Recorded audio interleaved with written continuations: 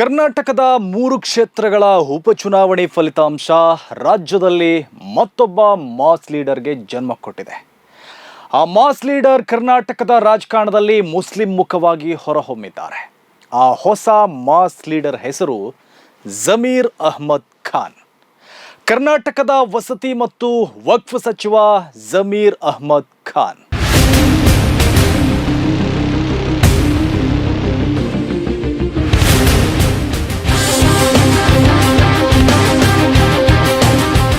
ಒಕ್ಕಲಿಗರ ಮತಗಳನ್ನ ಜೆಡಿಎಸ್ ಕಡೆಗೆ ತಿರುಗಿಸಿದ ದೇವೇಗೌಡರು, ಲಿಂಗಾಯತರ ಮತಗಳನ್ನ ಬಿಜೆಪಿಗೆ ತಂದುಕೊಟ್ಟ ಯಡಿಯೂರಪ್ಪ, ಹಿಂದುಳಿದ ವರ್ಗದ ಮತಗಳನ್ನ ಹಿಡಿದಿಟ್ಟುಕೊಂಡ ಸಿದ್ದರಾಮಯ್ಯ ಹೇಗೆ ಮಾಸ್ ಲೀಡರ್ ಆಗಿ ಹೊರಹೊಮ್ಮಿದ್ದಾರೋ ಅದೇ ರೀತಿ ಮುಸ್ಲಿಂ ಮತಗಳನ್ನ ಒಂದೇ ಕಡೆಗೆ ತಿರುಗಿಸುವ ತಾಕತ್ತನ್ನ ತಂದುಕೊಟ್ಟ ಜಮೀರ್ ಅಹ್ಮದ್ ಖಾನ್ ಈಗ ಮತ್ತೊಬ್ಬ ಮಾಸ್ ಲೀಡರ್ ಆಗಿ ಪರಿವರ್ತನೆಗೊಂಡಿದ್ದಾರೆ. ಜಮೀರ್ ಅಹ್ಮದ್ ಖಾನ್ ಈಗ ಕರ್ನಾಟಕದ ಮುಸ್ಲಿಂ ಸಮುದಾಯದ ಪ್ರಶ್ನಾತೀತ ನಾಯಕ ಎಂಬಂತೆ ಬಿಂಬಿತ ಆಗಿದ್ದಾರೆ. ನೀವೆಲ್ಲ ನೋಡಿದ್ದೀರಿ, ಬೈ ಎಲೆಕ್ಷನ್ ಅಖಾಡದಲ್ಲಿ ಜಮೀರ್ ಅಹ್ಮದ್ ಖಾನ್ ಹೇಗೆ ದೋಸ್ತಿ ನಾಯಕರ ಟಾರ್ಗೆಟ್ ಆಗಿದ್ರು ಅಂತ. ಬಿಜೆಪಿ ನಾಯಕರು ಜಮೀರ್ ಅಹ್ಮದ್ ಖಾನ್ಗೆ ಬೈಯುವ ಮೂಲಕವೇ ದಿನ ಬೆಳಗ್ಗೆ ತಮ್ಮ ಪ್ರಚಾರ ಕಾರ್ಯವನ್ನ ಆರಂಭಿಸ್ತಾ ಇದ್ರು. ಬಿಜೆಪಿಯವರ ಚುನಾವಣಾ ಪ್ರಚಾರ ಕೇವಲ ಜಮೀರ್ ಅಹ್ಮದ್ ಖಾನ್ ವಿರುದ್ಧದ ಅಪಪ್ರಚಾರಗಳಿಗೆ ಸೀಮಿತವಾಗಿತ್ತು. ಹಾಗೆ ಜೆಡಿಎಸ್ ಕೂಡ ಜಮೀರ್ ಅಹ್ಮದ್ ವಿರುದ್ಧ ತೊಡೆ ತಟ್ಟಿತ್ತು. ಇನ್ನು ಗೋಧಿ ಮೀಡಿಯಾಗಳ ಕತೆ ಕೇಳೋದೇ ಬೇಡ, ಅವರು ಕೂಡ ಜಮೀರ್ ಅಹ್ಮದ್ ಖಾನ್ ಮೇಲೆ ಮುಗಿಬಿದ್ದಿದ್ರು. ಜಮೀರ್ ಅಹ್ಮದ್ ಖಾನ್ ಅವರನ್ನ ಖಳನಾಯಕನಂತೆ ಬಿಂಬಿಸಿದ್ರು. ಬಿಜೆಪಿಯವರು ಜಮೀರ್ ಅಹ್ಮದ್ ಖಾನ್ ಅವರನ್ನ ಭಯೋತ್ಪಾದಕ ಅಂತೆಲ್ಲ ಕರೆದಿದ್ರು. ಜಮೀರ್ ಅಹ್ಮದ್ ಖಾನ್ ಅವರ ಒಂದು ಮಾತನ್ನ ಹಿಡಿದುಕೊಂಡು ಜೆಡಿಎಸ್ನವರು ಅಸ್ಮಿತೆಯ ರಾಜಕೀಯ ಮಾಡಿದ್ರು. ಜಮೀರ್ ಅಹ್ಮದ್ ಅವರನ್ನ ತೋರಿಸಿ ದೋಸ್ತಿಗಳು ಧರ್ಮ ರಾಜಕೀಯ ಮಾಡಿದ್ರು. ಮುಸ್ಲಿಮರು ಮತ್ತು ಒಕ್ಕಲಿಗರ ಪಾರಂಪರಿಕ ಮೈತ್ರಿಯನ್ನ ಒಡೆಯುವ ಪ್ರಯತ್ನ ಮಾಡಿದ್ರು. ಇನ್ನು ವಕ್ಫಾಸ್ತಿಗಳ ವಿಚಾರದಲ್ಲಿ ಜಮೀರ್ ಅಹ್ಮದ್ ಖಾನ್ ಅವರ ವಿರುದ್ಧ ಬಿಜೆಪಿ ಚಕ್ರವ್ಯೂಹವನ್ನೇ ರಚಿಸಿತ್ತು. ಆದರೆ ಆ ಚಕ್ರವ್ಯೂಹವನ್ನ ಜಮೀರ್ ಅಹ್ಮದ್ ಖಾನ್ ಭೇದಿಸಿದ್ದಾರೆ. ಆ ಚಕ್ರವ್ಯೂಹವನ್ನ ಜಮೀರ್ ಅಹ್ಮದ್ ಖಾನ್ ಪುಡಿಗಟ್ಟಿ ವಿಜೃಂಭಿಸಿದ್ದಾರೆ. ಆ ಮೂಲಕ ಕರ್ನಾಟಕದ ಮತ್ತೊಬ್ಬ ಮಾಸ್ ಲೀಡರ್ ಆಗಿ ಅವರು ಹೊರಹೊಮ್ಮಿದ್ದಾರೆ.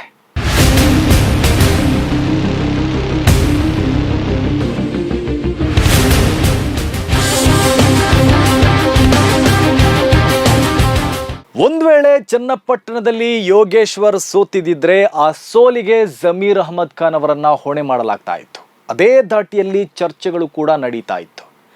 ಜಮೀರ್ ಅಹ್ಮದ್ ಖಾನ್ ಅವರು ಕುಮಾರಸ್ವಾಮಿ ಅವರ ಬಗ್ಗೆ ಆಡಿದ ಒಂದು ಆಕ್ಷೇಪಾರ್ಹ ಮಾತಿನಿಂದ ಕಾಂಗ್ರೆಸ್ ಚನ್ನಪಟ್ಟಣದಲ್ಲಿ ಸೋಲುತ್ತೆ ಅಂತ ತುಂಬಾ ಮಂದಿ ಹೇಳ್ತಾ ಇದ್ರು.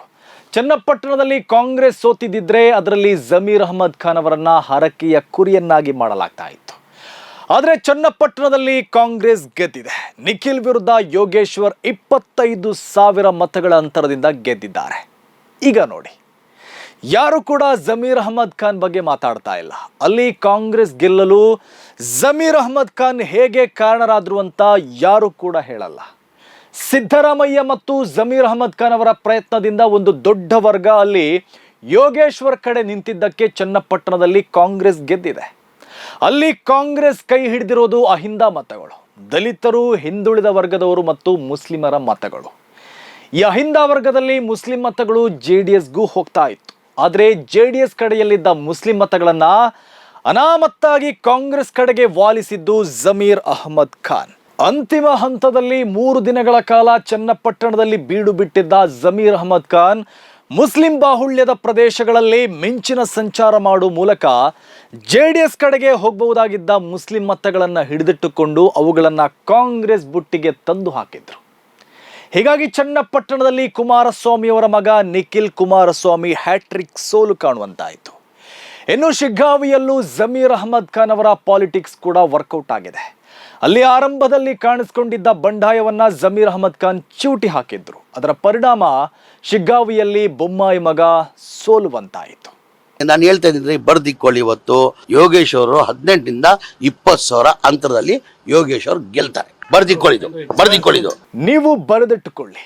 3ಕ್ಕೆ 3 ಕ್ಷೇತ್ರಗಳನ್ನ ನಾವೇ ಗೆಲ್ತೇವೆ ಅಂತ ಜಮೀರ್ ಅಹ್ಮದ್ ಖಾನ್ ಚುನಾವಣೆ ಮುಗಿದ ಬಳಿಕ ಭವಿಷ್ಯ ಹೇಳಿದ್ರು. ಚನ್ನಪಟ್ಟಣದಲ್ಲಿ ಯೋಗೇಶ್ವರ್ 18,000 - 20,000 ಮತಗಳ ಅಂತರದಿಂದ ಗೆಲ್ತಾರೆ ಅನ್ನೋ ನಿಖರ ಭವಿಷ್ಯವನ್ನ ಹೇಳಿದ್ರು.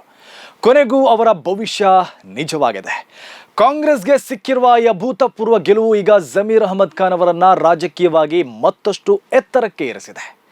ನಿಸ್ಸಂಶಯವಾಗಿಯೂ ಈ ಬೈ ಎಲೆಕ್ಷನ್ ನಿಂದ ಜಮೀರ್ ಅಹಮದ್ ಖಾನ್ ಮತ್ತಷ್ಟು ಪ್ರಭಾವಿಯಾಗಿ ಹೊರಹೊಮ್ಮಿದ್ದಾರೆ. ಕರ್ನಾಟಕದ ರಾಜಕಾರಣದಲ್ಲಿ ಮುಸ್ಲಿಂ ಮುಖವಾಗಿ ಕಾಣಿಸಿಕೊಂಡಿದ್ದಾರೆ.